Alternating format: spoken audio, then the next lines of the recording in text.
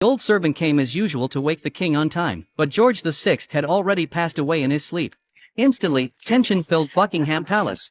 Queen Mother Mary was heartbroken hearing the tragic news. The Queen wept when she learned of it. Younger daughter Margaret saw all this, even trembling too much to speak. The royal flag was slowly lowered.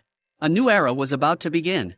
When the news reached the Prime Minister, Churchill immediately had his secretary call the Foreign Secretary, telling him Hyde Park Corner, the code for the king's death. Churchill then ordered, Elizabeth must be informed before the news spreads worldwide. Elizabeth was touring Africa then, completely unaware of events in London. She happily waved goodbye to the Treehouse Lodge where she'd stayed. But soon, news of the king's death swept London's streets. Reporters worldwide began covering the major news. Yet the British government still had no leads on Elizabeth's whereabouts.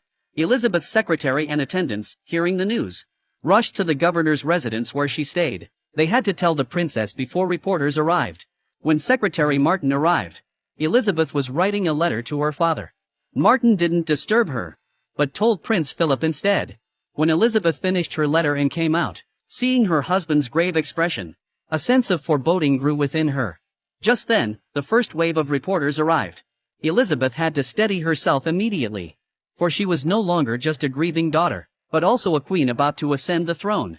Elizabeth had to cut her tour short and return to London at once. Her secretary then suggested she choose her regnal name, to avoid stumbling before reporters.